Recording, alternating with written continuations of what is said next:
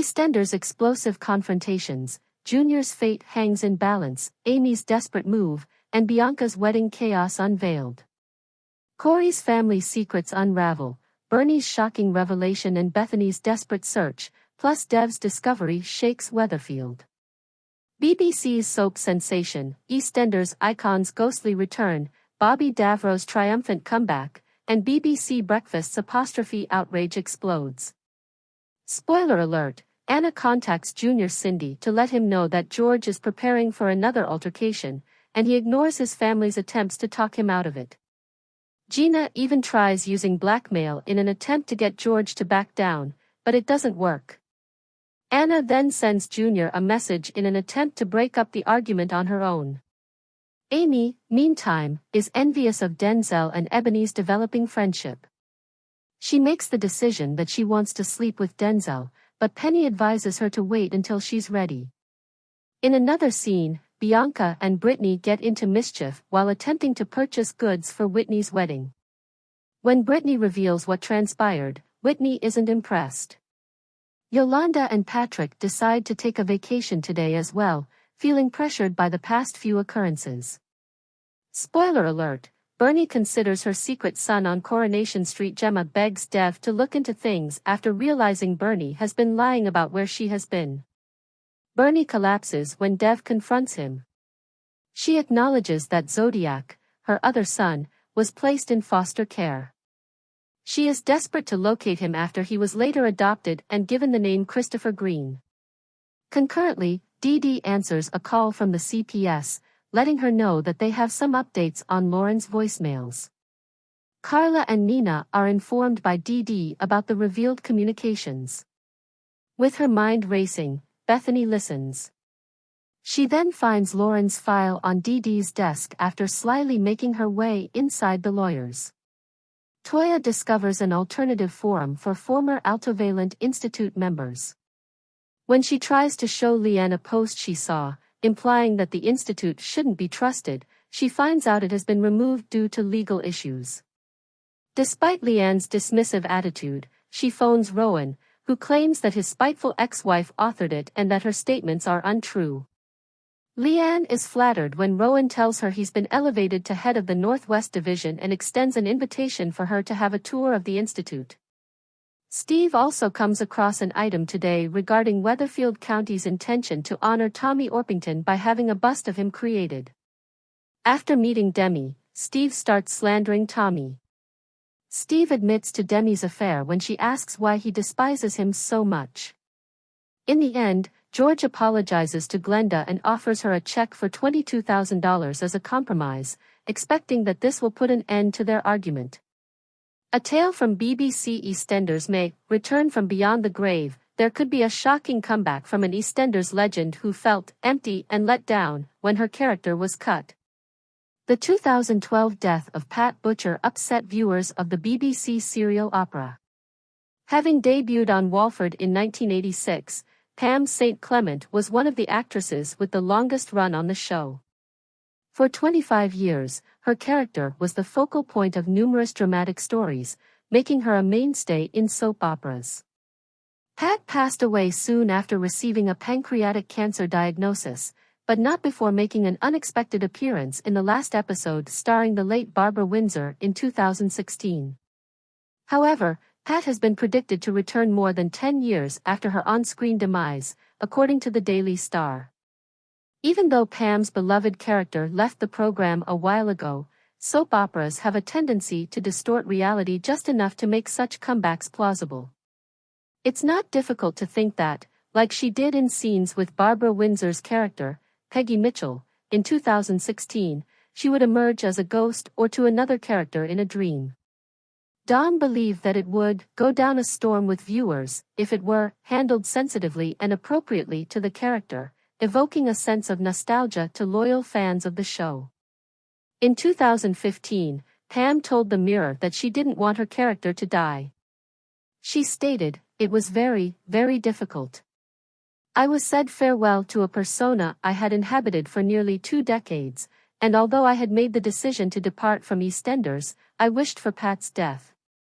I insisted that she should have an opportunity to come back, and the executive producer had promised that she wouldn't be fired. I felt empty and disappointed when I left. A remarkable return is expected for an EastEnder following a terrible health crisis. After disappearing from the public eye since January, a former EastEnder is about to make a comeback in show business. Famous for his role as Vinnie Monks in the BBC One serial opera, Bobby Davro, an actor, had a scary health crisis at the beginning of the year and has spent the last 4 months rehabilitating at home after being admitted to the hospital.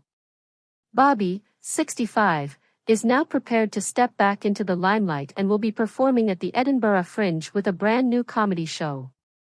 The Sun reports that the program, titled Everything is Funny If You Can Laugh at It, will run from August 2nd to August 25th. I decided to return this year and complete the route because the gigs in Edinburgh last summer left me feeling really laugh-prone. I want to demonstrate 2 things: everything is hilarious if it makes you laugh, and you're never too old for a good joke. Come along if you enjoy laughing, and remember that if you're in the front lines, you're in the punchline. I'll see you in August," stated Bobby. The 65-year-old actor fainted during a comedy event in January and then experienced a mild stroke. After learning that his blood pressure was dangerously high and that the stroke had left him slurring, he has acknowledged that the health concern was a wake-up call. On January 18, at the Colston Comedy Club in South London, he passed away. After finishing her act, the former EastEnder was met with a standing ovation from the sold-out crowd. Then Bobby called off all of his public appearances. The celebrity's health issues stem from the May 2023 loss of his longtime partner Vicky Wright. Vicky, the deceased football player Billy Wright's daughter, received a pancreatic cancer diagnosis. He discussed Vicky's resilience during her sickness and how it impacted his profession back in September. "It was very difficult, it cost me my pantomime career," he stated on Talk TV, detailing the difficulties he had juggling work and taking care of Vicky. "Making people laugh and going out there to work is my medicine, so even though I was late twice, I didn't miss a show and I worked perhaps better than I had ever worked before. I get upset when I'm not working, therefore I need that. I was very hurt by my workplace's lack of support, they showed me absolutely no concern," he claimed. The host of BBC Breakfast is compelled to issue an apology after receiving hundreds and hundreds of complaints after a recent news piece. BBC Breakfast got hundreds and hundreds of complaints from disgruntled viewers. The hosts, John Kay and Sally Nugent, disclosed that following the Tuesday, May 7th, morning show, the BBC mailbox was overflowing with complaints. After a program revealed that a Yorkshire council had chosen not to use apostrophes on street signs, many became enraged. They'd done away with them altogether, Sally had stated, because punctuation confuses computer systems. Later on, Nina Warhurst concluded her account of the ongoing train strikes. She advised people to call BBC Breakfast to voice their opinions about the strikes, but John disclosed that the show's email inbox was overflowing. "I apologize, Nina, but there isn't room in the inbox. We have a lot of punctuation errors," he teased Nina. He continued, saying, "Oh my God. Hundreds and hundreds of mails regarding the arrival of apostrophes. Later, we'll read some more." Sally said, "I'm a little scared." Social media users expressed their outrage at the council's decision in response to the news broadcast, which ignited discussion. One commenter remarked on X, "Not sure why we're all worried about AI taking over, when computers can't even cope with apostrophes," according to North Yorkshire County Council. A different viewer sent this, "BBC Breakfast, why, oh why, is it so hard to add an apostrophe where it belongs to show possession or plural? Don't simplify grammar. This is shocking," wrote a third person. "Language matters, and I fear that this is just the tip of the iceberg. Individuals will be putting them, hopefully in the appropriate locations, as they go about the streets with marker pens." The grievances stem from the concern raised by Carol Kirkwood, the weather anchor on BBC Breakfast, when she failed to appear on the morning news program on May 7th.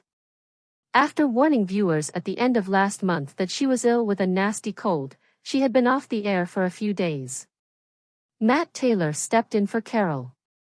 He is only a temporary replacement, though, as Carol has told followers that she is simply having a few days off in Cornwall and will return soon. She reported her visit to Tresco to X. "I recently went to Tresco. It is more than astonishing to put it in words. Lovely weather today. Fall in love with the squirrels that are crimson. Please subscribe our channel.